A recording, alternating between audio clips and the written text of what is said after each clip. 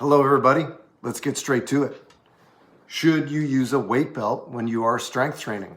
First, let me say what a weight belt does for you. A weight belt will increase intra-abdominal pressure. Even without a weight belt, when you brace your abdominals and back when you are lifting, you are creating intra-abdominal pressure, which helps you to stiffen your spine and maintain a rigid, neutral spine under a load.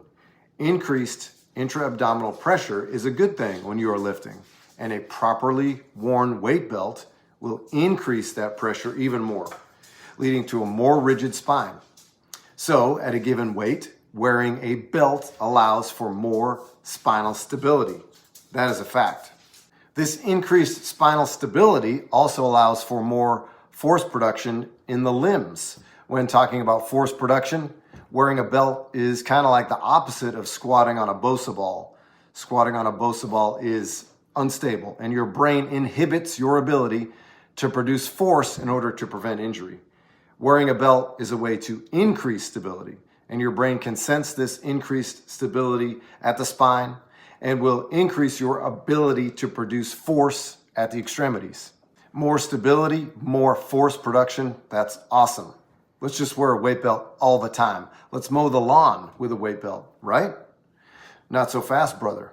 There's definitely a downside to wearing a weight belt that we need to discuss. Wearing a weight belt does allow you to move heavier weight, but simultaneously, your lower back is doing less work. If I squat 200 pounds without a belt, then 200 pounds with a belt, my lower back does less work with the belt on. So with belted squats, you could potentially strengthen your quads, hamstrings, and glutes, all while your lower back is doing less work than it normally would because of a good belt. You could potentially train to the point where your legs get stronger, your core does not get stronger because of always wearing a belt, and now your lower back is the weak link in the chain. Is that what we want? I would say no, we don't want that.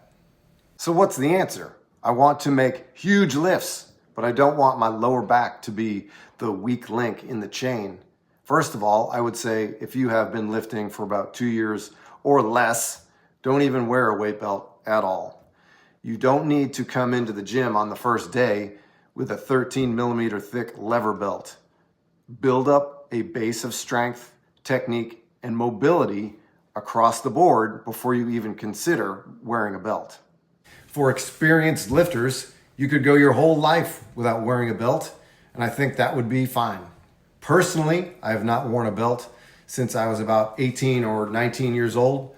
If you do wear a belt, I have no issue with that at all, but I would recommend that you get plenty of reps without a belt as well, especially at the lower percentages, and reserve the belt only for your heavier sets.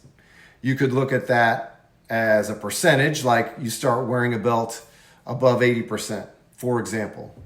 Or you could look at it through the lens of repetitions. You could do an entire hypertrophy cycle without a belt. You could do all your sets of 15, 12, 10 without a belt. Then start incorporating a belt in the strength and power phase of your training cycle. I'm not telling you how to live your life, but whatever you do, have a reason for it, have a plan for it. Don't just blindly wear a belt all the time for every exercise. Make your lower back one of your strengths and not a weak link in the chain. That is all I got. Thanks for watching, and I'll see you next week.